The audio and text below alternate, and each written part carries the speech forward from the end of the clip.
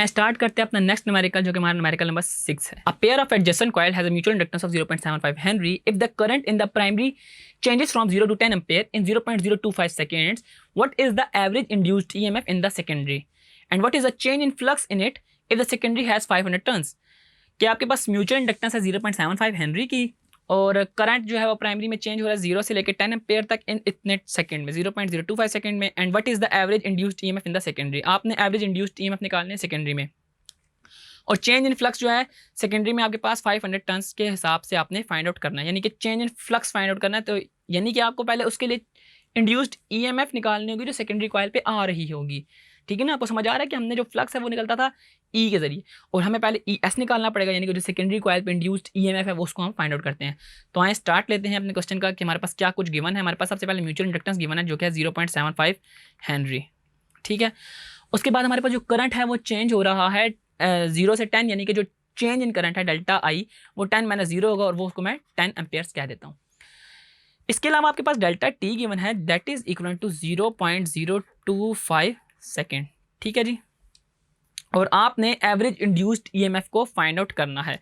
इसके अलावा हमने इसमें जो हमारे पास नंबर ऑफ टर्न्स हैं वो गिवन है 500 टर्न्स, और आपने इसमें जो एवरेज इंड्यूस्ड ईएमएफ है ई एस उसको हम फाइंड आउट करते हैं। और इसके अलावा हमने जो चेंज इन फ्लक्स को फाइंड आउट करना था डेल्टा फाई को।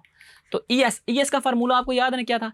ई एस का फार्मूला हमने अपने लास्ट न्यूमेरिकल में पढ़ा है कि ई एस का फार्मूला है मेरे पास M into delta I over delta T. ठीक है जी, ये हमारे पास delta I over delta T है। तो इनकी मैं वैल्यूज़ को इसमें पुट इन करता हूँ। जो मेरे पास एम है इसकी वैल्यू थी 0.75, और आई जो है इसकी वैल्यू है मेरे पास 10, और डेल्टा टी की वैल्यू है 0.025। तो इनको मल्टीप्लाई करते हैं कि 0.75 को मल्टीप्लाई कर रहे हैं 10 से, जो भी हमारे पास आंसर आ रहा है इसको हम डिवाइड करते हैं 0.025 से, तो मेरे पास आता है 300 वोल्ट्स, यानी कि जो मेरे पास ई एस है इसकी वैल्यू क्या आई है 300 वोल्ट। अब हमने इसमें जो डेल्टा फाई फाइंड करना था आए वो फाइंड करते हैं। आपको ये चीज़ पता है कि जो मेरे पास ई एस है वो इक्वल होती है N into delta phi over delta T के,